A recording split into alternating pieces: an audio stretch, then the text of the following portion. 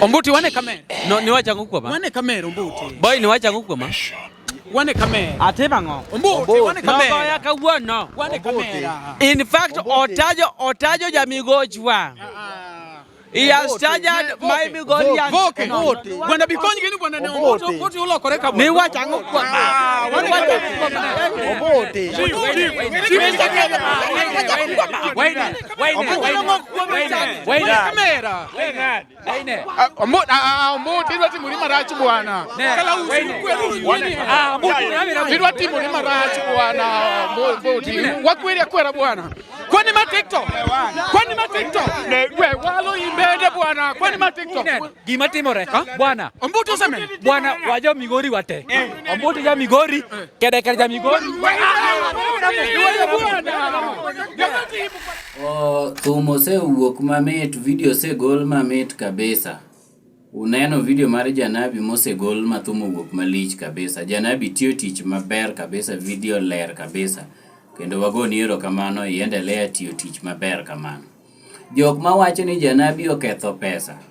Mano wach ma kik wachak wawinji, ino kin jaod Janabi.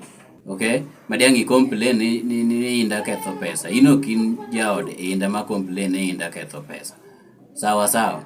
Wini made chung mawach mane Indah ketho pesa de wawinjo wach. Oko ketho pesa nikech eka koro loso video ma standard. Video ma kata de video gini koneno to koro nyalo yie ni bas. Koro Indah otimo video maber, koro ginyalo timo collabo mondo Oangla odhie international level. Iwinjo, Oangla nok nyalo dhi international level gi video moko mitime Green Lodge, Green Grass, Green Lodge. Maka ok nyalo dhi international level. Koro otimo tich maber kabisa. However, improvements moko Indah fans wacho ni nyaka koro itim. Koro nitie improvements moko matis mwadwaro. Nyako mane nie video cha thunde ne oko. Iwinjo, to in wang'eyi kaka in ng'ama ja heshima kabisa. Nonego many nyako moro makata korwakore mobore kabisa, to pod en mrembo. Kochono ni thundi nyaka bed oko. Ma ok en wer mar thunde ne tunde cha. Nde tunde kia ne tunde cha. Ma ok en wendno. Mano number 1. Number 2, Louis moro mane act Maria cha. Louis mane act cha. Louis ne modho pi instead of mondo madho kongo. Kade uonge pesa do wacho no mondo wasolnu pesa mondo nyiew ril kongo makali mager kabisa ko act. Onge kaka Louis nyalo act to modho pi manena ni machacha to pi maler. Mano makosa. Nitie kar number 3, nitie kamoro mane ka thum dhiru moto jodongo miel koting'o gik moko e lwetgi, kikombe lwetgi mar rochere ka. Macha ne gimodho strungi. Kar modho strungi onego benu madho wine. Koro kuonge pesa next time to wacho no macha ne strungi mo modho to miel go kikucha kumadhno strungi e video. Mogik Indah temi kel no wini bi miel go. Kikelo no wini makosa onge. Temi kel no wini be mondo miel no e video, otherwise tich no dhi maber. Part moro kanyo mar nyaja duong' mawero chuo to wede duto ng'ama ketho na oda kona. Ho malaika Janabi ikoni chuo to wede duto ng'ama ketho na oda kona. Chuori chuora chuori chuop dhano chuore. Akene buwinjo kama Janabi ne ywayo no, kama no ywayo ni chuo to wede no. Omera gane kino peko mera chuo wede lakini dhano nyalore chuorwok do. Wow. Wunyandare, this morning, Leo Monday, his song in Ametoa is trending at number 3. Just imagine, 17 hours. He has over 200,000 views. Wunyandare Makofi, congratulations. Nikona shida moja na hizi ngoma za Wunyandare. This is just me, eh? I'm really struggling kusikiza the lyrics. I don't have musical ears. Sijui nini, mi sielewi. The lyrics, I can't locate the lyrics. In fact, mimi kenye huwa nafanya, every time Prince Indah akitoa ngoma, naendanga kwa profile ya huyu jamaa anajiita Leon Hart. Unajua Leon Hart? Huku ndio at least anaweza andika kenye nasema hapo. Many Prince Indah songs. Mimi naendanga kwa Leon Hart. Ndio nione at least zile vitu Leon Hart ameandika hapo. Because kusema tu kweli mimi hata hiyo venye hii ngoma mpya inaanza. Look, the flow is there. The music is sweet. But unajua mimi ni mse wa lyrics. Mimi when I listen to songs, I listen to the lyrics. I struggle so much to listen to the lyrics za Prince Indah. Si ati na limit Prince Indah, na siwezi. He's our king. But I'm really struggling to, listen to the words, the lyrics. Hizo lyrics imwonya sana Prince Indah yawa. Tho, nino kata kaka umondi gini wer kacha, papati gini wer, gik mo wachi winja maler, maleo. Ken hite marach, anakia. Kawacho marach usipe Prince Indah ngwana uru, an Pascal Jakano achiel kene matek tok tar. Aneno ka Prince Indah ogolo thum, kendo ji pako thum ni thum ber. Ma ji pako thum ni thum ber. Onge. Okaneno kaka ng'ama ong'e thum okaneno. Gima bet bere thum ni en video quality. To be video no, idea mar video owuok e thum Fally Ipupa mar science fiction, coloring, acting ma idea mar Fally Ipupa. Koro director manyo direct thum ni odai okaw idea e thum mar Fally Ipupa mar science fiction. Koro idea mar video margi gikaw kacha. Though video to ber, the quality of video is smart, acting mane yeno ber, nikech awangla rumba the video should be like that. Nitie ngama wer gi ngama act, ok ni wer ti act. The video is good, but the idea of the video obiro from science fiction mar thum Fally Ipupa. Mana dieri, kin ngama ng'eyo, kin ngama wero thum the YouTube kata sani, the search science fiction mar Fally Ipupa in a video. Idea mogol kanyo gole thumcha. Aduoge audio. Beat. Yani akia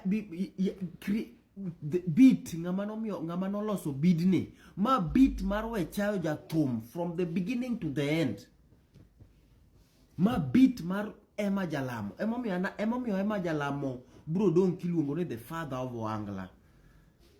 Emma Jalamo. Ma beat mar Emma Jalamo we chayo ja thum. Gimo keti mopo mondo mi ochach wit ji en saxophone mantie kanyogo. Lakini gik modong te ma bide Emma Jalamo. Ma bide Emma Jalamo warwe chaja thum. Idea onge ka. Onge idea thum ni. Onge. Thum ka chakore ochakruok gichako gi chakruok mar thum ochak gi beat mar Zena. Thum Prince Indah machon maluongo ne Zena cha. Emo chako. To kochako ni to ng'ama nogo piano lokia loka koren maro pija cha full time.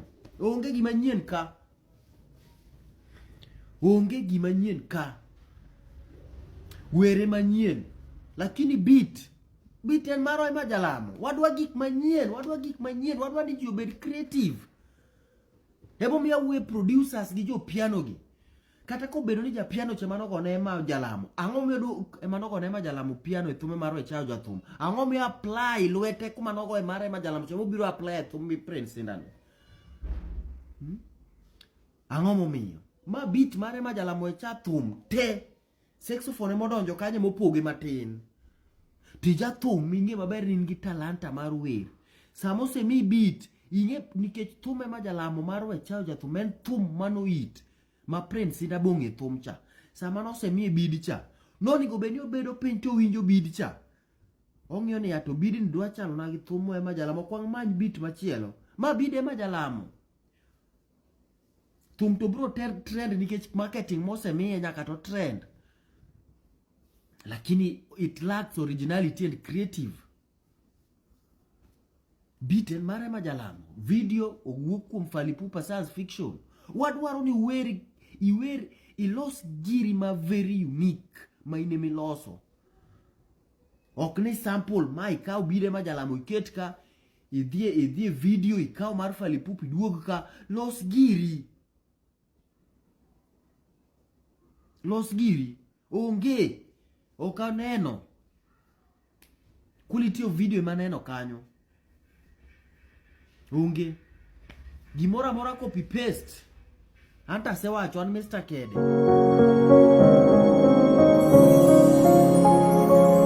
Nyaka kanyo en en sawa inyalo kona ni en nang'o kanyo no endo hang'eni semoke aneno ka wan kaendi gi Ajwang Junior mokwongo Ajwang adwani an asemoso ji mang'eny by the way jo LTN tino ng'iyo koda adwani kuonge ikaw thuolo ni endi kuongi mos ji nikech in ema samoro gibudho ni ahinya kamano nyaka kanyo endi nyikora moga Ajwang kawuono ni endi bende J Media mar Ajwang Junior romo kaendi kod bende LTN CEO Marinash kwa bende wabiro goye shughuli moko achiel ariyo adek kata kamano endi acholo mos mara makende kaka Ajwang Junior kod bende J Media ne bende warwaku ni ubed mana kaendi kendo bende ubed mana kete ka nikech kawuono wadakelo ni kaendi gimiluongo ni bende combined interview bende wabiro kelo ni wende mabiro mbele kaendi inyalo lieko na to generally ka neno ka wan gi Evans Kenya Evans Kenya ni kaendi aneno Mavur Ndewa ni ka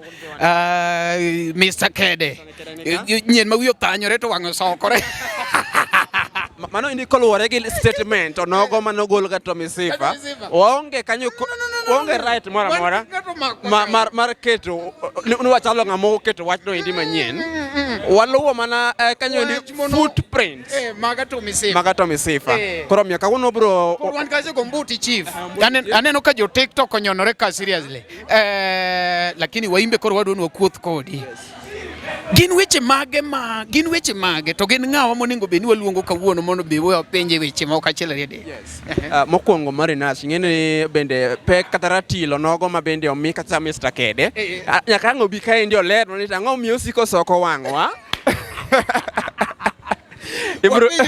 osoko wang'wa gima ne gilaro ka to misifa momiyo to misifa odhi obedo piny mos ma bende ochako chambuago kidogo kata mar ariyo gimomiyo noatak bende jathum ma bende omilore ahinya Papati inyalo paro ni Papati no ochuoyo kacha chande matamre kod nono Indah bedo uwanjo ni magi hakuna bwana hakuna chenye umetoa hapa mwenye hakuna mano be unaweza kumbuka hiyo nakumbuka vizuri kora obiro kaini mondo bende oler na mathoth ahinya ni to en owuon ang'o miyo ochunga kar kende kata obedo ni seche moko neno ka ofienyore kata bende odhenyore odong' kar kende to nikech seche moko bende ler mwayudo mawiye wacho ni en ojadieri koro adieri neno eni bende ang' nogonwa mbaka ni to nochako wacho adieri karang'o koso bende online kae moketi adieri en gi certificate mar adieri nyakoro kaka neno no endo ma iluongo ni LTN Luo Trending Nation wa report ni direct kawuono en live kendo kaka inyalo neno kanyo no endo wan gi Ajwang Junior hanti iluonga no Marinash kaka pile umari chieno jamone mbele chiene mineno mbele ming'ondo goka kendo adwani koro wachaka kachiel mana kaka wasikuotho no endo adwani koro wadhi direct e gimoro wagine kaenda aneno ka chal ka gima Mr Kede sechopo owinjo muya ni jofwambo go tach kaendi kendo bende mondo otim ni achiel ariyo adek kotenore gi weche go eki moko mag bende ng'eyo ngimane nyikora moga Ajwang ibiro medo paro ni en owuon nyocha bende olimo achiel kuom wang' jowi pacho ka biro ng'isa ni ang'o mano penje kanyo kata bende ang'o mano ng'ise kotenore gi weche gi limbe manotimo e wang' jowi moro pacho kaendi bende loso gi dholuo kama endi mar ariyo ni mano endi wan ka gi jothum opogore wabiro kawo bende pachgi wan kaendi koda ka bende johera go eki wan ka johera go eki mag bende kata bende oganda go eki ma bende obedo kanyo TikTok kuom thuolo malach kaka mano ino biro mana kawo thuolo makende aneno ka chendo kama Wuod Ndewa nitiere wanyalo kuongo luonge be okonwa matin gik ma en bende o expect from Mr Kede winjo from Mr Kede kasto en okonwa ni en kaka jangolo en to en gi mpango mane igane nikech ing'eni kinde mang'eny osewach ni wan kaka media wamanyo mana wasani maybe mosechopo malo mosedhi mbele koro wadwani wamanyo bende upcomings be gimiwa sera margi ang'o ma giikonwa kanyo endi nikech sani en jothumbe chap ne jokon kendo bende giikono maliet mana Wunyandare be nosebolo obolo gimo dakika moko manok ahinya ka odiochieng' no makawuono nyikora moga Ajwang sa ochike wang'e mar odiochieng' ojong' makawuono tarik 3 nono ni mar bende 3 gana 2024 Prince Indah ne olwaro gimoro maliet kendo bende sani endi en emo okumbo kanyo endi e mbui kendo bende nyake plode to gi kuonde mang'eny ma ji odake en masani plot moro amora okumbe Indah ga juolga ani nyaduse konda ni dwaro ga ng'oma Mana mapiyo penya umarina soko bi ketho sa mondo bende ka indi wadonji ka mondo bende wa yuda chilari ade kok tenore kanyo endi kod Mavin mano endi wuod Ndhiwa. Wanyalo mana nyiso wani ni wuon nyingi mar stage en ng'awa kosa nyinga chilo mang'eyo ni endi nikech oganda moko kong'eyi kacha chande. Yes, iluonga Mavu wuod Ndhiwa. Yes. Chope YouTube gachi subscribe Mavu wuod Ndhiwa. Agolo gimoro maliet dwe mar adek ni tarik 15. Koro chope YouTube na chon.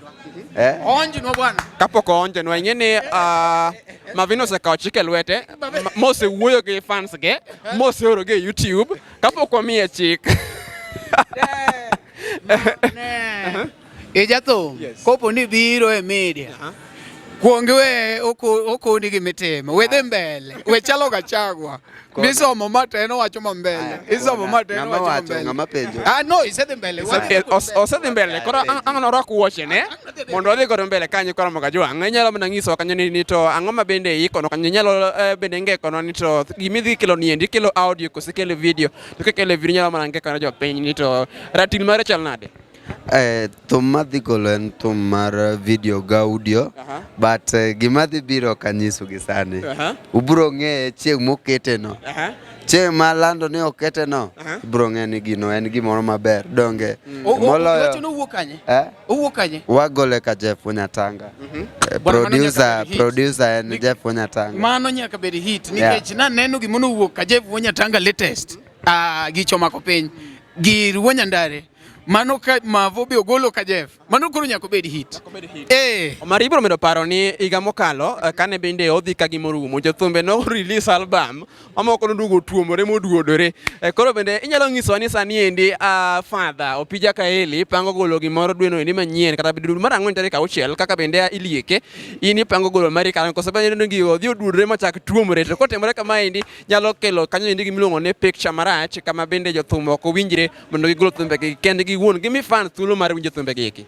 Teko mara poko romo golo album agolo thum single achiel to ok agol be thum ni mondo mi apiem gi ng'ato agolo thum nikech en talent mara to e angla ka ema pod en mana king nikech en mana loko angla mobedo kama masani wa en Joy Goyo ni koro kare makanyo to onge ga gimiwache en nwasa miye luor mar father kanyo kwa jaji kogolo album wabro winjo samoro wagombo niya nitiere gimanyien mokelnwa e album neno madhi miyo wambe wan jothum mabiro makiny wambe wabed gi paro kowuok ir father japuonj en japuonj pod nitiere gimosomo moewi ma samoro timo nade inyalo ng'eyo kama entiere mana koluwore gi penjo mipenje no endo daer mar penje ni en ng'ama oneno ka koro en kaka jathum to telo negi madang' owach ni ng'ano kore kwach maybe kwa wach ni Ohangla King piny luo ka endi do wach no en kaka jathum nikech en e field no endo onyalo konwa ni en ng'ama otambua mano indi kapok idwoko penjo mano iluongo ni CEO mar LTN otemo mana ng'isi ni nyalo ng'iso ni to ng'ano ini nyalo sidhe no simo no mar bedo jago no mabende otelo nu layo nogo mar chwado bento moloyo mago iki mago angla ini wuon to nyalo wacho ang'o kata bende ini wuon inyalo wacho ni in ng'ano indi mabende miyo teku mari mana ka bende kiyeno to nyalo ng'iso kata inyalo miyo dwoko machal kod mano indi an korka kora ok anyal wacho ni angla ng'ato en ng'amo epo and all that wago angla kichako yiero ji ni jok moko ni malo jomoko ni piny and all that ji bedo piny lakini ng'at mobet piny samoro kiny obed malo koro ok wahero wacho ga ni ng'ane man malo and all that fans ema biro yiero sama time ni kochopo mar bedo be malo be ochopo iwinjo lakini wate wamanyo gimoro achiel nekech kawuono to nitiere ng'amo it moya otimo nade oya wadonge kiny ng'amo no en samoro nyalo bedo kata in mi koro in hit moingo enda kawuono anyalo bedo we wacho ni nyalo baba fans neno akacha kendo in gi fans gi iwacho ni nitie ng'amo hit kawuono moingo kasi wacho ni nyalo bedo in ka en in wacho ni anto sani ta hit ok ni sani ta hit ng'amo hit atemo nyiso back kata niya koro weri gi back koro sani ng'amo hit gisani wan gi Indah, wan gi Emma, wan gi Elisha, wan gi Musa, wan gi bwana jogi ng'eny. jogo oit te nikech gin jok mosagoyo thumbe muwinjo nikech usamielo thumbe Number chiel bwana, number chiel. According to in, according to in, ka en Papa T wacho bwana Papa T to pod amiyo luorna, en pod en mbele na matin. an kende e thum ka Ketne kacho wach. e thum kae an atimo gini nikech omora kibere en e chunya, ok atime mar gorruok mar thuo ni ng'amoiti. Ing'e niya kapok iwacho ni Omari Nash we mondo bende awuo kaendi gi jago ni endi nikech chal ka gima waroko ne wuoche mok mare, lakini en ing'e niya ochalo sani endi rombo mawuotho e diek, nikech koro okwedore ni ok en rombo to wuotho okwedore ni ok en rombo to en ei rombe. Koro kaendi mana mapiyo piyo nyaka watieko nikech kono wakawo sani mathoth ahinya nikech bende wan kaendi gi wendo marwa madwa miyo pek odiochieng'no ma kawuono inyalo nyiso fans magi ang'o kanyo endi mondo bende wakony sa kanyo endi nikech sani endi fans ma miyo waketo gimoro e mesa. En ote mane maniko kanyo ne fans gi kaka bende jathum mago angala kanyo endi? An kaka Mavu wuod Ndhewa ago erokamano ne fans mosebedo ka konya, mosebedo ka dhi e YouTube kacha ng'iyo gik maketo, to atemo nyiso gimoro ni gimotimore kawuono kiny nobed maber moloyo mano. Ne gimoro amora wene Nyasaye mong'e makiny. Koro tarik 15 dwe ma wantie, dwe mar adek ni adhi golo thuma moro achiel gi video. Koro tarik 15 the subscribe, kapok subscribe e YouTube channel mara, the subscribe, then iket notification ma ka keto gimoro kata premiere tinyalo neno ni Mavu oketo gimoro. To in koro ndikna e comment section mara mar YouTube ka thum owuok, inyalo comment, inyalo nyisa something matimore samoro manakia, and all that I appreciate. Ago negi erokamano. Erokamano ahinya Mavin kuom loso kaendi gi LTN kaendi nyikwa Ramogi Ajwang' pod wadhi mbele kaendi gi twak ga oganda ma opogore moloyo to mago ike bende molo ka odiochieng'no ma kawuono bi center kama bende wabiro twakie ga achiel kuom bende jagono ma bende sani endi osebedo ka yieng'o bui kanyo endi Mr. Kede mondo ng'iswa kanyo sigande owuon kaka ne ochako kaendi. Kata kamano endi wachaka duoki kanyo jafwambo marwa Omari Nash mondo bende en bende ong'iswa ni tang'o ma bende ibiro mbele ka gi e kinde ni endi.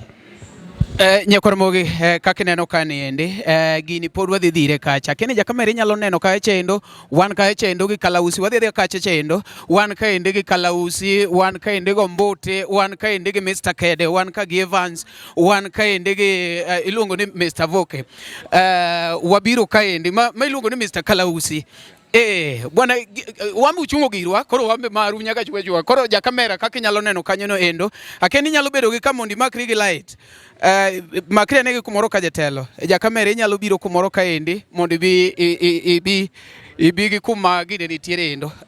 Kalausi mokwongo kawuono wayudi kaendi akeni jakamera be yudi adwani wakwongo adwani kapok amiyo Mr. Kede te ikwongi kawuoni kone kaendi Ombuti be ni ka MC Voke ni ka Evans Kenya ni ka bwana ji ni ka mang'eny iwinjo Evans Kenya ni ka bwana jogi te okwanya wacho kawuono wach ni gimoro Mr. Kede ka en buti we moro miwacho ka in Nairobi to en Mombasa ichuna gi wacho ichuna gi kwedo to ok ging'eyo niya ng'ama ichuna gi kwedo en owadu maduong' mano kuongo ng'ado pende kokaluwo bang'e.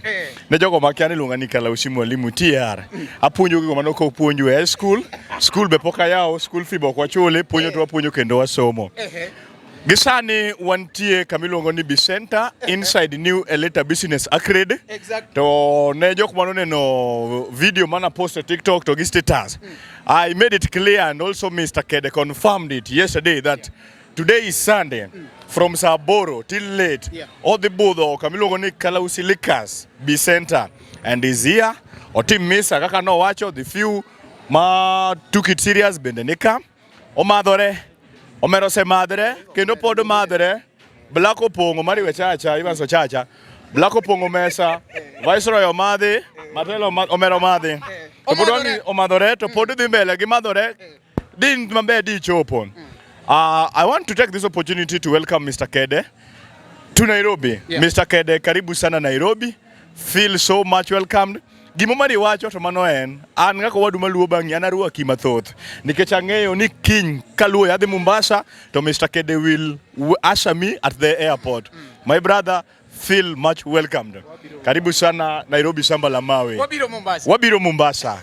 Ne jogo mawuoda nangisu gimoro achiel. Internet is an internet, and that is the only platform minyalo dondrie gi wadu muyanyuru. But it is different at ground. Chika iti. Michoka sira. To kura dada ni tup munyo ntiene bato nango in maber. Koro gimute nutarajia no ni wadhi gore amano tonge. Ka wangiso ni kato wamosore kendo wamadhore kendo omaka ngiso gima Mr. Kede timo. Omera Mr. Kede nyiewo vice roche. Mamadhre omari mine no wuoyo ni osego shots ka to podi ngisa ni wachi bwana. Kawacho ni wachi, don't mistake me. Kawacho ni wachi tiende niya. Like now, Mr. Kede nikai. Okonyiso ni ati nyaka iwach gima negative. Inyalo appreciate, inyalo timo gimoro, something of that kind. Okonyiso ni kawacho ni wachi. The media service will always remain to be a media service. Media personnel will always be a media personnel and will always protect his name. So, we will always remain to be neutral. Kanyi ngene kaka Mario epogino. Adhi ketho gini distraction madhi mbele. Sama pod gine ne kanyo. Sama pod gitimo kamano ne. Yes. Wan ka indigi MC Voke. MC Voke benika. Wan ka indigi ji mang'eny. Wang'eny ka Pablo nika. Matin nyaka Evans nika. Evans Kenya bende nitie. Magi welo mobudho kala usile kazi gingo kamera. Yes. Koro weachiu microphone na Evans bendo wache Martin. Yes. Rwaka Mr. Kede Nairobi. Iwachi ni onge kode gi wach mora mora. En puoch kod pak Mr. Kede ber. ne jo Mombasa. Kuom kelonwa Mr. Kede Nairobi ka. Onyorosha e Nairobi go kodog Mombasa kocha. Orienwa Nairobi. Nitiere jomoko ka. Nitiere jomoko ka. Mr. Kede. Riegi. Nyakoro kaka winjo kanyo no endo en mor en ilo mokalo kendo kaka nyalo neno jogi kaendi ginyiero kendo gin achiel gimetho kanyakla.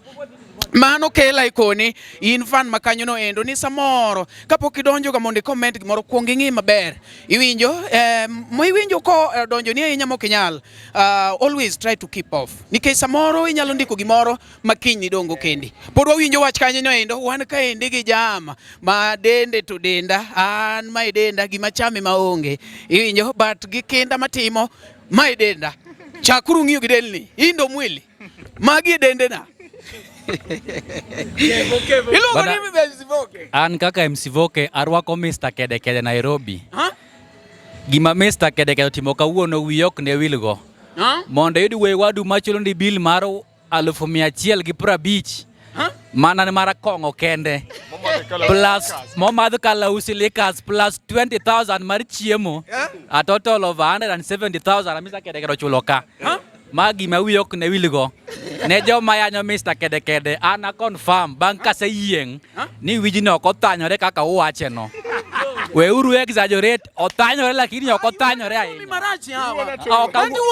Awacho ne joma wuoyo ne Mr. Kede ni otanyore. Ana confirm an gi evidence. Gino ok otanyore kaka Atomi to wuoyo. Gino ok otanyore kaka uwache no. To kuwacho na riambo to unyalo confirm gino kotanyore kaka uwache no en wi to kata koponi otanyore kaka to miwache no ok en mistake man Mr. Kede jang'ino ng'ama nong'ine mateo makosa koro kwanya blame Mr. Kede wa blame ng'ama nong'ino wijino ng'ama no blame wijino Atomi sifa. Biare ngi wijini maber bwana. Ma yawa Nyasaye no chunga ni majaber Atomi. Atomi ngani Atomi kwa chakwa neni. Makora Atomi marach. Atomi rach bwana. Mr. Kede kaki jaber ni chunga rembele. Nane Atomi ngiere wangni Atomi ngiere wangni. Ui majaber. Yawa Atomi ya. Ui man some home and away. Mr. Tommy kati wondo. You are Mr. Kede nenigo en achiel. Mr. Kede you are ni is soon leaving Nairobi.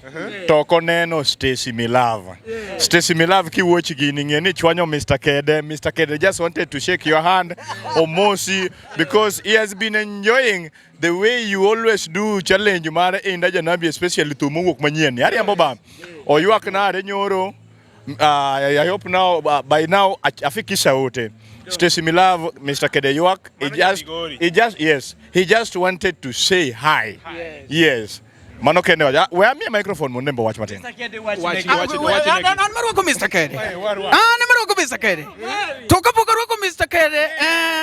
Ne bwana ano kairo gik miwacho tok tent. Bwana onge ng'ama no wuoyo miluongo nombote. Mr. Kede. Na Mr. Kede. Ne wayare uru kama mondo koro light ubir kanyo. Mr. Kede kanyo sawa dog. Mr. Kede ja kamera Kede nyalo bet kapa ni ber kodi koro. Koso in sawa. Koro chief ombuti ere chief ombuti. Mr. Kede. Mr. Kede manu chief wuoyo keto simu kama. Gemene koro ma koro chief wuoyo. Mr. Kede. Mr. Kede koro kawuono Mr. Kede ka ombuti. Koro wuo. Mr. Kede, you can tell me nothing. Who are you? Who are you? Who is Mr. Kede? To address me? Indah. What law do you know, Mr. Kede? Do you know me, Mr. Kede? In fact, Mr. Kede, told me was right. Oh, sorry. Let me confirm. I told me you are wrong. No. I told me you are wrong. But let me just tell you something. But Mr. Kede, you cannot tell me nothing. Who are you? You are the chief. But let me tell you something, the viewers. Watch TikTok, chalo siasa. Kikete chunyi. Mano watch. Mana kodi. Chalo siasa. Mana kodi. Donge. Nupani mbote ke Mr. Kede jo Migori. Upani jo Migori nyalo dao. Oh, kinyalo da Mr. Kede. Ne uru ne, ane makora wajo ne uru koro wijiri. In fact, Mr. Kede karera bondo ka. Ya. Karilie. Mr. Kede karera bondo. Mr. Kede karera bondo. No. We okota no rabondo. Bondalila. No, he has been bonded. So that is what he is bondoid. Bondays. Yeah, bondays. Yes. Koro uwinjo wan ka kalausi. Kawuono kalausi ka iluongo ni Bicenta. Ne ng'ata magombo mondo mi ogo ne dendero kamano. Inyalo biro Bicenta ka endi iluongo ne Kalausi Likas. An interviewer. Kalausi Likwar. Wadhi mbele ba. What do Mr. Kede wuoji? Viewers usirita yenya. Ang'eyo. Wane Monday. Mokwongo. Mr. Kede kamera mane wacha angene wacha bataka lakini kamera mane wacha kanyo. Mr. Kede, you cannot tell me nothing. Aja Migori bana, who are you? In fact, aja pogi. But anyway, let me just say something. TikTok. Kina na kwada ukajacha. Wekete pachi, wekete chunyi. Ini mibiro inyori. Ibiro inyori. Nyocho nano niya. Niya no kadwa ngane. Okadwa ngane. Do nyocho giromo Uganda. Ngama no wuoye. Do nyocho giromo Uganda. So anyway, warwak Mr. Kede. Mondo owuane matin. Mi ajuang junior marwake. Ajuang junior marwake. Ino Kenya rwako Mr. Kede. Mondo go ruto na microphone. Nyaka ki journalist. Mondo go ero kamano nyakware mo kaka winjo kanyo no endo mane luongo ne ombote bwana Pokimie Evans gini. Evans no siwuoyo. Evans no siwuoyo. Evans no siwuoyo. Omari, you cannot tell me nothing. Evans biwo. Evans biwo. No siwuoyo. Wa kwa marwake Evans. Evans no siwuoyo. Evans alikuwa arwaki. Ajuang junior. Bwana gido dio tedore. Mr. Kede. Ero kamana nyaka nyo koro mo kajuang wachete ka indike no bendo kanda ko ikme bendo sebedo ka wuoyo kwanyo indi bende maoko dio kare ku Mr. Kede ka uno ndi ngarada achiel kachiel kanyo indi Kalausi Lika kendo bende nyalo nyujo kaka kanyo bende giloso ka gi confirm kata bende ging'e adieri mane Atomi Sifo wacho kuom bende chwech mar Mr. Kede kata kamano indi giwacho ni Atomi ne odhi ataro ge dwaro mar chwech mar Nyasaye kendo bende kawuono obro penjo moko kotenore kanyo indi gi dhawo ma bende sebedo ko moko kanyo indi online kanyo indi mar bende bende koda Tommy Sifa kanyo nyikwara Mogajwang. Mokwongo kapok wadhi mbele gi penjo koda ka twak. Ang'o miyo ne yiero nying mar Mr. Kede? Ochweto by the way. Utiyo gi Kede ne chweto opokonwa. Okay, mokwongo ago erokamano and I'm very grateful for the love you shown me. Umari Evans in Stigma, Chief Omboto. Agonu erokamano maduong'. Kendo I feel at home. I feel at home. Kendo no ka expect ne abrodo such love here. But I'm very grateful. I'm very excited. Kendo let us continue having the same thing. Kawaboromo kendo yawa. Ipenja kanyo ni ang'o nachakora Mr. Kede. Mr. Kede nitie jok moko makawe in different perspective. Ngene jomoko kawe ni Mr. Kede ngene Mr. Kede market moon kaka Tommy Sifa no wacha. No. Ok en kamano mari. Mr. Kede en ng'ama chwado joma timo makosa. To Kede ochwadi kati pong miromana gi liech. Kata in mano Ruto, the president. Kede bro chwadi. Kede bro biro ne nyaka Ruto. Very soon abro chwade. Kumo bro tera be onge. Koro mane meaning mar Mr. Iwo marach ne president. Preso kawuone marach. Akone real thing. Kata ko winjo to winji. Yeah, apa. In gi lawyer, mi bwana remember? I am lawyer. Myself I'm a lawyer. By profession. I know the laws. Tu kala usi ndo wajini tedo radio. Radio man and job. Yo selano kakilo soni tek. Ler ne ya lera. I will address that right time comes. Very good. Koro anamor. Kaka sewacho ne Kede chwadi bedo mari, bedo Evans, bedo Chief Omboto. Anybody. Abro chwadi. And I will continue doing this. Yeah, for the rest of my life. Mane legacy mabro Mr. Kede, wadwa nwange nonro ni matin, wadwa ni ngene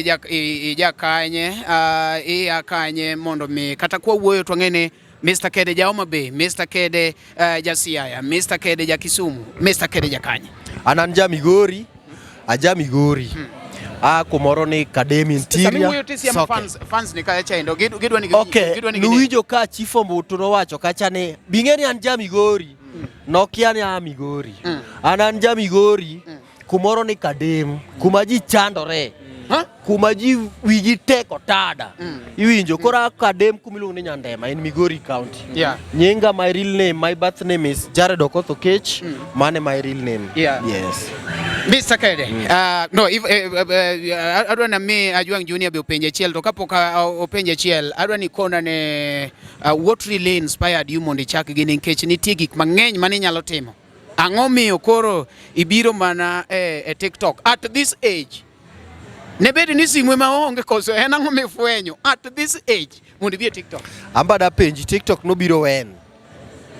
TikTok obiro gi TikTok obiro awachi ni oshika makoro shika kabisa in 2019 mano is about 3 years back. Joe Jaigadi. Joe inyalo kona ine midak Mombasa. The former governor Joe is about 50 something of age. Koro this is a social media. Any age you can come. It doesn't matter. Age mora nyadonjo ge okati ahinya. Udane pape. Bonde man go. Lakini social media any age can fit. I don't think we have a problem with age. Yes. Erokamano ahinya pod mbele kanyo gi twak kod Mr. Kede mondo bende lerno mathoth nyako tenore gi ngimane kemamiyo nodonjo kanyo endi e TikTok. Kanyo endi penjo mar Jamie kata bende Ajwang Junior en ni bende ang'o ma bende miyo seche moko ibedo gi gwandruok kata gwarruok e mbui moloyo to ne jothumbe. Ang'o ma moni chwado seche moko jowelni matindo, ang'o ma moni seche moko chwado derepe mag geche. Ento ma ka indi kuom jo ajawa ma bende seche moko delni mako. Ang'o miyo niero mana jo ajawa ma bende seche moko ichwado gi Kede mari niendi? Ineno gima timre. Ngene sa mora magolo video mayanyo go ajawa. Jomoko understand gima wacho yenyo. Nikech in Kenya currently, king'iyo currently, a music mar Kenya we lack originality. Kidhi penjo ng'ato kaka Bahati, Willy Paul, ne what type of music are you doing? Obro wacho ne kapuka, obro wacho ne genge, obro wacho sijui trip, obro wacho sijui ya mapiano. We lack originality. Koro adwa ni Ohangla e mondo bed originality mar Kenyan music. Koro nachwado jo Ohangla mondo mi Ohangla obed tight. wakaola oangla to this level mondo watere next level wavuka border, you understand? Mondo kata kidhi Nigeria, idhi Ghana, kipenjo ja Ghana ni binge any type of music in Kenya, gibiro wacho ni anang'e awa Oangla. To ere gima dhi tero Oangla? Ang'o madhi miyo Oangla ng'ere Nigeria? Ang'o madhi miyo Oangla ng'ere South Africa? Nyakidhi mi ama jama piano, nyakidhi kwa jama piano moro kolabu. Otim kodi kolabu. Samo timo kodi kolabu ni nyaki ka Oangla tune, I blend Oangla, iketi ama piano cha. You understand? To ng'agi ni madhi timo magi, gin jo Oangla masani gi. Nikech koro jogi gin very contented. Yani ng'ato koseyudo show moro igeza 100,000 en koro ng'eni en gi pesa. Mano is not the game, my friend. The game en niya, iting bandera mar Kenya malo. Wadwa ni Oangla mondo bed originality mar Kenya. Nikech joma moko gi ofail. Jogi gin copy paste. Ibro do ka bahati, I'm not afraid. Ibro do ka bahati kaka nochako kokopo Rihanna. Etum Rihanna mar Riyab. No, baby, when we first met, etume mar mama. You understand? Koduogo, oluongore ni Willie Paul Msafi. No koponga. Diamond. Then the next problem awan gi Oangla industry en gi producers. Ibro do ka beats mag Oangla masane dhigi are the same. Why? Gikopo Wood Phoebe. Ngeni ya Oangla rumba masane dhi mbele ni. Wood Phoebe manokele.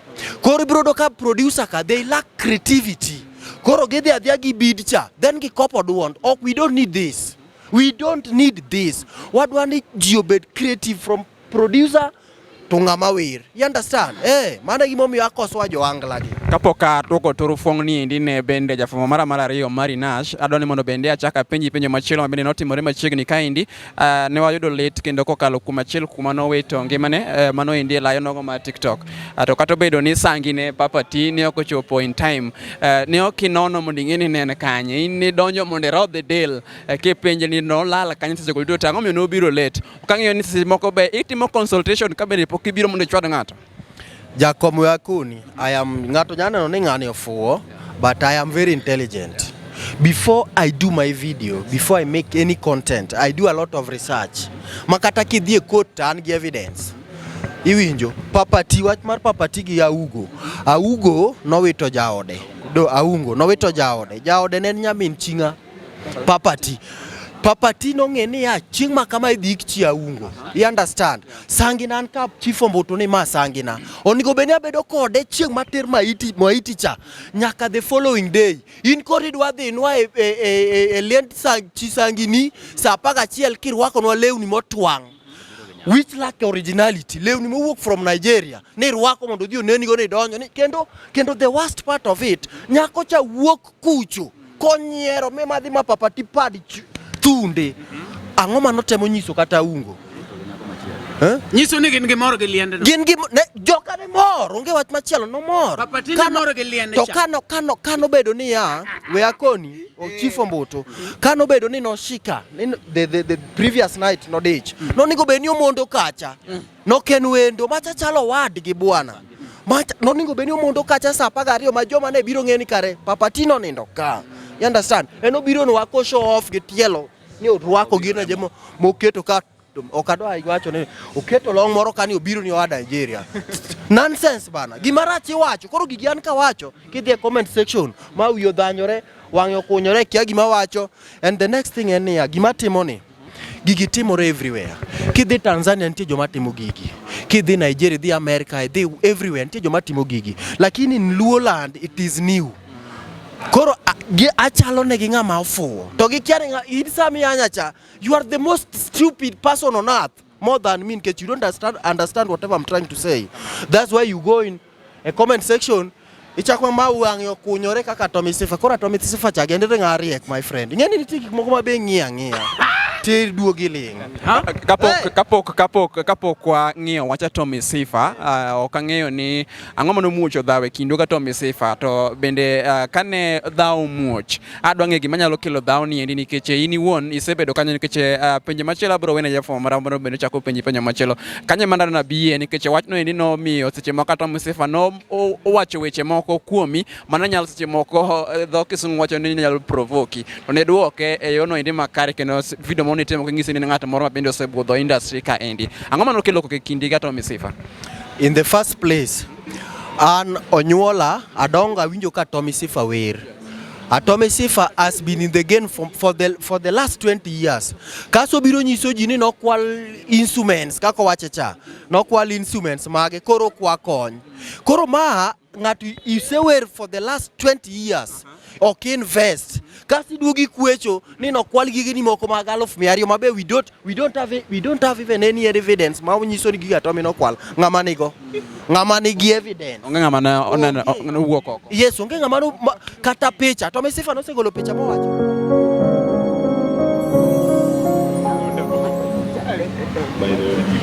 Yes, nyakoro kaka neno kanyo no endo pod wan ka endi pod wan ka wang'e achiel ariyo adek iwinjo kanyo endo wan gi Mr. Kede, wan ka endi gi Kalausi, wan gi ji mang'eny kabisa.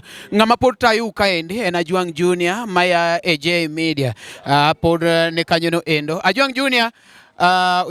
Chien kacha endo wan ga Tuti Nyakoleta kaka neno kanyo no endo pod gine wuoyo kanyo gi Ajwang Junior kanyo no endo hemba ng'eni ang' nwayud thuolo kanyo mondo mi bende okonwa matin kabisa. Ne pod wan ka endi gi Mr. Kede kendo Ajwang Junior ne pok itieko gi Mr. Kede, wadwa ni ikwong itie gi Mr. Kede nimar ne pod udhi mbele gi penj achiel ariyo adek. Erokamano nya kanyo endi kuom bende watimo mos kuom ng'adruok kanyo endi mar bende gigo ekri molos kod dhano ok waonge gi teko e wigi kendo wadhi mbele ka endi itemo lero gimomiyo kata gima nokelo koko e kinde ga Tommy Sifa kendo itemo wacho ni bang' bende kwelo mar gigige mag thum ma bende nowacho ni nokwal to ng'ama ne oketo mondo ng'iso ni nokwal ni onge, ng'iso ni janeno mane oneno ne onge. Koro pod ne ine kanyo endi wang' yo mar lero na ni tang'o mano kelo koko e kindi kode nyalo tieko no king'iso ni ta ang'o maduong' manomiyo koro ywero kochako bedo e kinde ga Tommy Sifa mano endi go dadiego. Bisechwado nyathi matin. Nyathi asechwado. Makia gima timo bro ringo mo wang' mor wang'e anegi mo kaw kata kidi obiro nigo. Tommy Sifa na chwado gi facts. Emomiyo nobiro moyanya, but I never responded negatively kechami heshima en ng'ama duong'. En ogonwa thum to ka thum otame o concentrate studio o uplift upcoming artist. Mano gima nyalo kona Tommy Sifa. Ben adier ni seche moko wayware online kaendi to tok tent wawuoye mo apenjre penjo moko ming'isa ni ka nodhi marach ka nodhi maber bende iseyudo thuolo ma kama endi miloso ga Tommy Sifa seche moko mondo bende uket gik moko bende maber e kindu. Pok waromo ga Tommy Sifa. Pok uloso? Pok waloso, ok anyal loso kode nikech gima nakone chen gima dier. Koro luora kech ka romo kode pod abro stick on whatever I said. Koro kadwa kata ni arom kode. Kamano. Pod odhi mbele kaendi gi penjo nyikora mag Ajwang kendo bende oganda kama tamre gi nono adwoko kaendi to rufong ni endi ne jafumo mar ariyo Omari Nash mondo bende odhi mbele kaendi gi chwalo penjo kane bende pod amodho pim na duogo kaendi waket kanyo Mr. Kede wi koke kuom penjo mathoth nyako tenore gi ngimane mano endi marusani kama bende ochwaro jothumbe buka matamre konono Omari. Nyakora mogi kaka winjo no endo pod wan kaendi gi Mr. Kede kaka ni wacho no endo Mr. Kede gimitimo ni endi at a given point opogi gi ji nikech samoro kiwacho ne Omari gimoro to samoro ok odhi okawe maber. In kaka Mr. Kede social media ji dwani oloso osiep. In ka gini chwanyi gi ji ok ne ni nitiere kako ninge iloke kata iweye kata omiyo kori risk like sani koro wawachi ni atomi nyalo bet ni manyi gima chalo kamano. Ineno kata muma wacho ni truth will always set you free. Anabro koni adieri ichukia ya then baadaye ibro neno ni Mr. Kede no wachadi koro ichuni ni manya. Koro I'm not afraid of making an wadui. I'm not afraid. Nasa wacho ni okaluor kata ni ng'ato nyalo keto chama moro mar nega okaluor ke chembo bro tho badaye onge ng'ama dak milele. Koro okaluor. An adieri mabro koni kiero igoya kiero itimri kaka idwaro but adiri tasekoni. Koro okaluor yes. Jomikone adieri gi bentie ng'ama ose follow up gi simu mukone ne Mr. Kede ang'o miyo bla gik machalo kamano. Ging'eny gisego na sime mang'eny. ging'eny mabek sani nitie jok magochona ni Kede koro timna kama tatamora ging'eny sani koro ging'eny jok mana chwado ka nitie mang'eny manyagocho Kede koro ma en gima watim kama dang' itimna kama tanyiso ni kare watim kama ka onya timo kaka dwaro watime koko tim kaka dwaro to end it be nitiere programs moko misechako ma at least ng'ato inyalo timo ne kato mari promotion ng'ato nyalo koni ni ati timna kama ti omiyi gimoro matin miyudo kaka itimo? Yes, program no nitie kendo I'm working on it. Abro keto framework kaka abro time, then I start it onwards. Gisani ni endi gin profit mage miseyudo nyaka nyocha chaka program bi ni endi makori wacho ni iluongo ni the president of the truth cause iwacho na kona gik moko mabecho mosekelo minyalo kwano ne gik maseyudo nyaka nyocha chake at least anyalo wacho ni gin 5 gin 10 gin 6 gik machalo kamano. Gik maseyudo ng'eny achiel kuom gin romo kodi dedi ok atim gino dok ang'eyi dok ing'eya koro ma is one of them. Okay. Yes. En moyaw ni nyaka yo midonjo Ramogi. Okelo nyaka dhi adonje Ramogi. Deno ok atime joka dok oyiena mondo adhi. Okelo gik mang'eny ang'eyi adhi Ramogi na adhi Simi adhi kuom jomo opogore. Yes, kech jok mine na adhi irgi ka ong'e maber ni gisedhi maka joma nigi understanding ma deep. Ging'e ni gima ng'ani wacho sense. Nikech ding'e ni ok awach sense dok wamanyore. Koro mage gima gini osemiya. Yes. Then I'm not planning to end it here. Adwa ni odhi international mo ang'eya tan. In fact sani oseng'eya Tanzania. Kata ka dang' atang' ni sime ka nitie ja Tanzania mane oseyie biro mooro na fare mondo adhi Tanzania next week. Because aseng'era Tanzania ang'era Uganda but adwa ni adhi past East Africa. Yes, adwa nang'era Africa mzima then the whole world. Mai ni pango wacha dieri ka in America.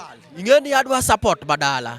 Kusemiya support badala tadonje pinje maoko. Koro joka kono ni dala be giber gide support. Koka joka be miya support kech giwacho ni charity always bring us home. Yes. Mr. Kede ng'e ni America wacho kisungu. Inyalo wacho kisungu daka beach. My friend, I can speak fluent English even for the whole month. 30 days speaking English. Mr. Kede, I can speak English. Then we speak English. If you think I can't speak English, we speak English. Dekoro moge Mr. Kede koro ng'awe. Mr. Kede osedonjo kisungu wachuri machiegni koni endi. Aneno ka wachunge kumoro ka endi. Apani ka koro bet sawa. Aneno ka Mr. Kede oseng'awe ka endi kendo Mr. Kede koro dwa mani wawuoye kisungu. Owacho ni he can speak English even for 30 good days. Iwinjo? Koro, Mr. Kede, iwacho gini kama endi kenda sewinjo to what are some of the disadvantages? Gik moko miseyudo ka pek nyaka nyochi chake nikech gima be aneno ka director nakona ni bed gi koni mamenyore gi light bondo abedi kanya kende kanyo koro sawa ni jatelo gin gik mage ma maybe iseromo godo kachacha industry ni nyaka nyochi chake en ni ji abuse mang'eny ji anya but okajali. I don't care whatever people are saying. You can abuse me as much as you can but I will never take it personal. I know that is your opinion and everyone is entitled to his or her opinion. So mane challenge maseyudo ji nyalo yanyo wiya mothanyore wang'a osokore. This man doesn't know whatever he's talking about. This man is empty, yani huyu ni debe tupu, but I don't care. Unajua lazima utukanwe. So hiyo ndio challenge kubwa nimepata. Yes. To iwinjo nade sama koro trend bwana, trend ma jodala koro neni ke anyini bwana ni wiyo thanyore bwana. Wach kata ni koro mama nitie, baba nitie, samoro in kata ge menot, nyithindo bwana. Koro giyudo ni mwana machafadhe ma koro yanyo kama cha bwana. Ng'at moro ma koro noluore ni anko ne Mombasa. Bwana anko yanyo bwana ma wiyo thanyore bwana. Ikawe nade kata sama koro dok dala ere kaka jogo kawe. You know, if you trend, I like yesterday nilikuwa kwa TV na film I really felt good. Na winjo maber nikech in my village I was the first person to be on a television. In your village? In my village, not Migori, in my village. Kadem. See, not the entire Kadem, but I'm talking about the village. I was I understand. You understand, yes. Not the whole Kadem, but in my village, I was the one The first person. The first person to be interviewed in a nation, see a television, in a national television.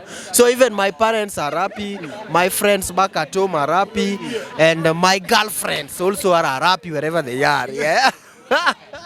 remember, you are also trending on the other side, where Tommy was really calling you names. Yes.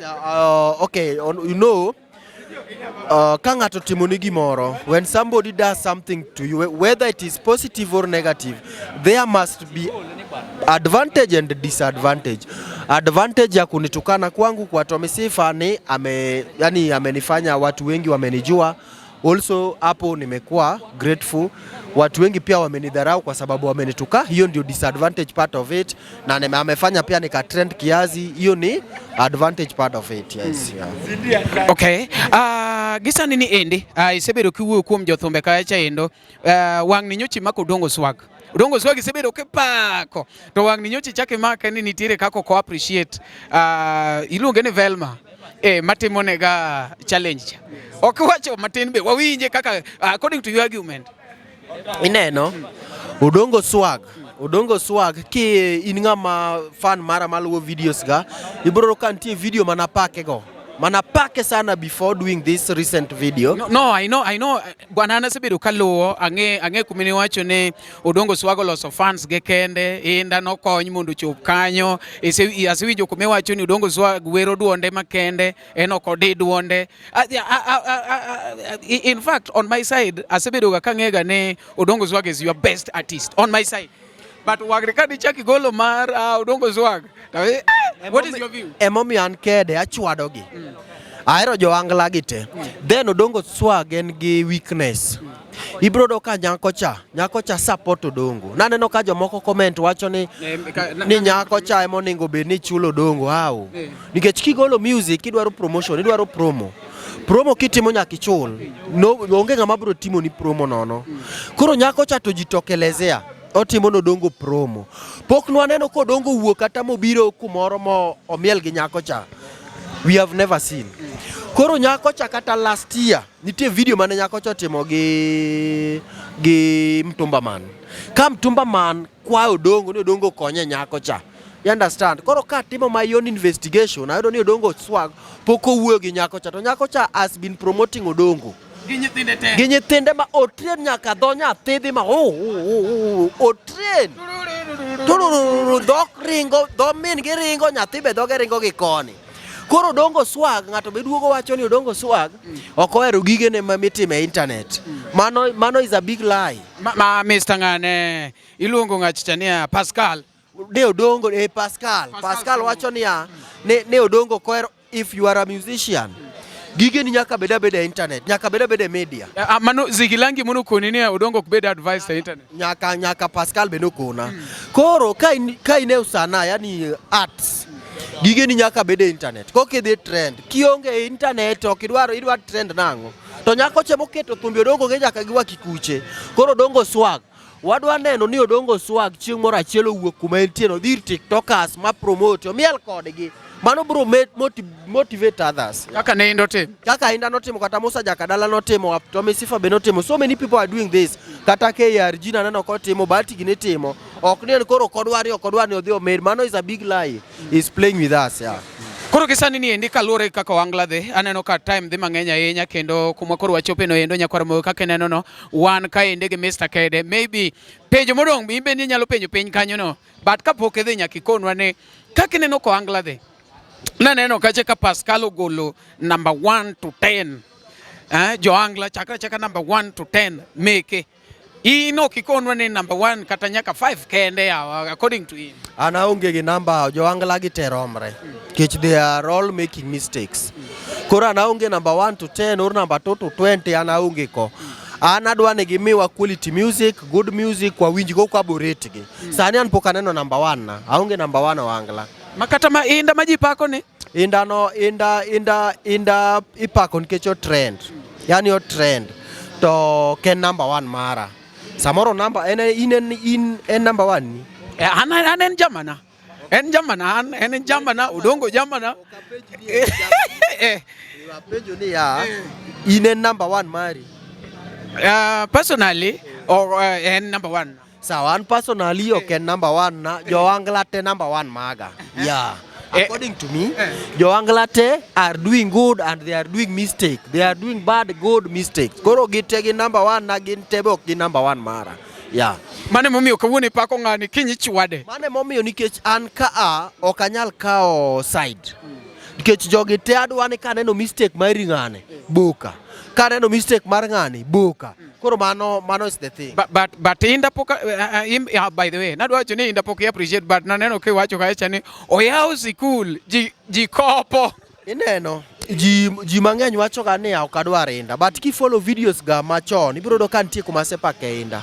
Na sekono nyaka Indah ni oyaw school jo muziki somo mos. Machaka wacho e video no I can remember na wacho ni gimomiyo Indah dhi maber nikech en gi good management keto joma saraunde gin joma tiyo ga kili joma riek.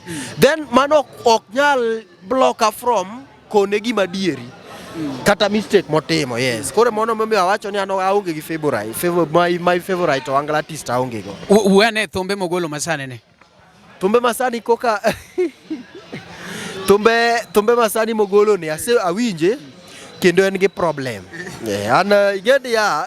Abe tu tumaji pako malich bika. Abe no, tumaji pako malich ni problem. Tum prince na basa nigi problem. Yes, nikech kingiyo problem atum ni. Ana bro wuoyo. Wuo bwana. Abro wuoyo kata ngeni en gi fans. Tuminda masani nigi problem. Anyocha ngeni gin thumbe adek. Karen thum achiel moriw.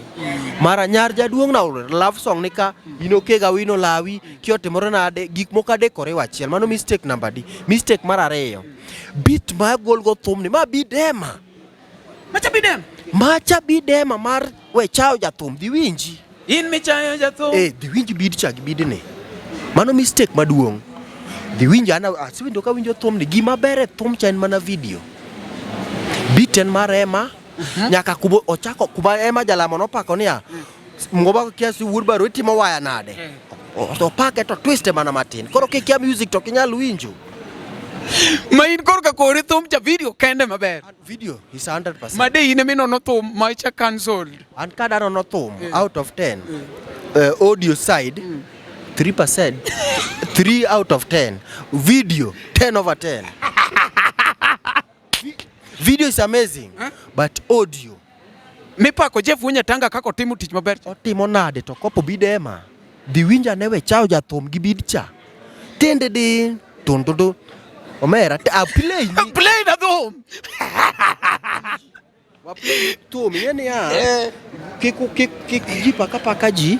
Ma thum no. Awinje. Tende din.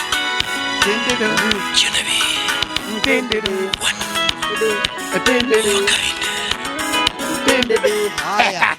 Koro wa play ni marema. Ana wuogi fact. We chayo jathum. We chayo jathum. Tinderu. We add no kal. Winjo tinderu.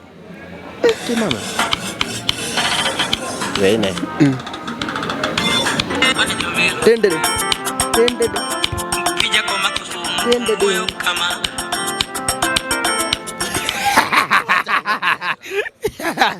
Nini ya wuogi fact. Video was totally good. Tinderu. In michayo jathum. Tendede. In michayo jathum. Tendede. Nyajaduong. Chuo to wedete. Tendede. Koro gimopogo gi en saxophone. Mache gimopogo bidcha. Oge gimaja piano chotimo kacha copyright, my friend. Tudongeni producer to kwanya blame nikech producer nyaka bed blamed. Mazee, gichainen gima inti macha thum mineno ni mato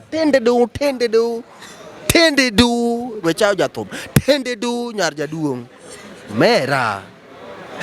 Ano ka wuo akwong thum no na en mana aketo ne notification. Kano chako neta chako kode na winje. Video is a very excellent. Video is 10 over 10. Thum 3 over 10. Audio. Mark my video. Take. Video take. Audio 3 out of 10. Watie ka dore kau thuolo riendi kau microphone uo gi fans gi wachi gi kau microphone kon kau microphone Fans maga anahero ute kato bedo ni se yenyo yenya taeri to adieri mabro kono koro inyalo mana mia support. By the way, I need your support, miauru support. Mine Mr. Kede, Facebook, TikTok, everywhere. Instagram, Facebook, ahero ute kendo ahero marach. Yeah. Tinde do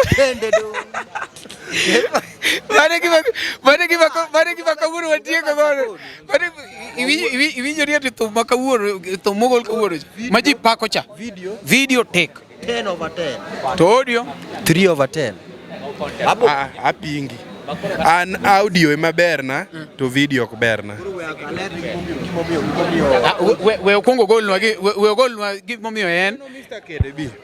We okongo golnwa gimomiyo video ok ber. Bi sabedo king'iyo video no. Nitiere kuonde moko ma oshute e pap kama kanyo involve fans. Ineno.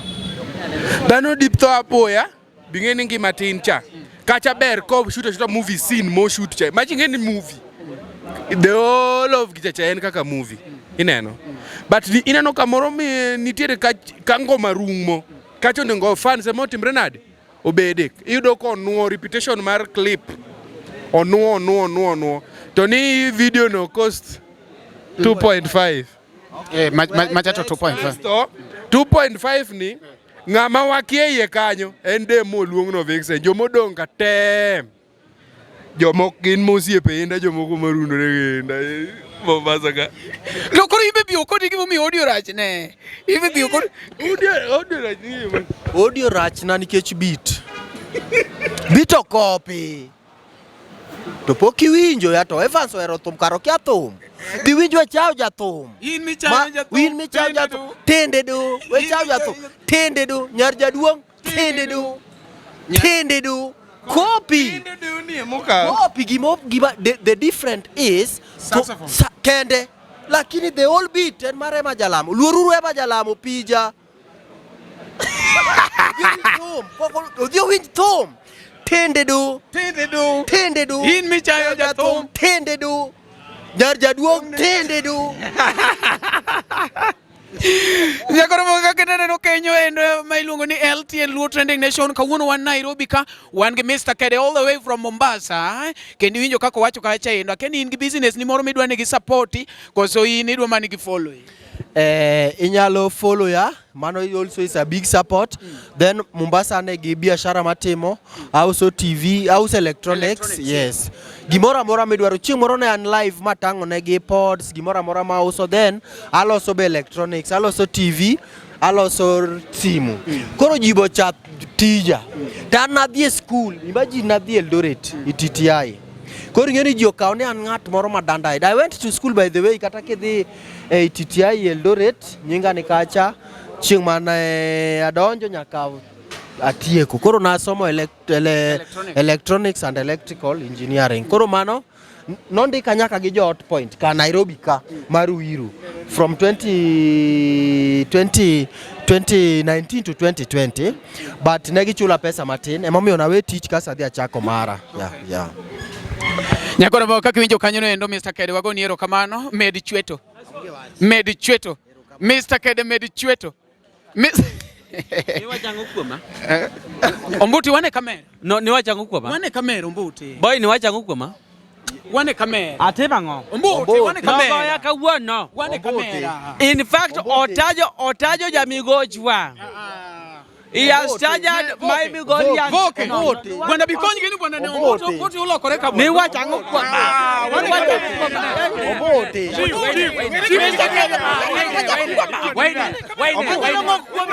Wait kamera. Ombuti ilwa timu ni marachi bwana. Kala usi ilwa timu ni marachi bwana. Ombuti wakweli kwera bwana. Kwani ma TikTok? We walo imbede bwana. Kwani ma TikTok? Gima timore bwana. Ombuti useme bwana wajo migori wate. Ombuti ja migori Kede ja migori. Timu kwa kalmaga ngogi bwana. Ingine kasi ombuti bwana idwanyire bwana. Tie kimora chiel manya kono mbuti. Aiya ni bwana ni wiyo tanyore. To kaka wacha ndo pogore. Ino ko tanyore ka wacha. Wijino ko tanyore ka wacha. Bwana. Nyako ruji. Okwanya blame. Ne bwana. Bede tego re maga ngogi. Okwanya blame Mr. Kede. Nikech enoko ngino wijino. Enoko ngino wijino. Min ngema no ngino wijino. Okunyal blame ngato sama ne min ngino wijino no. Ombote.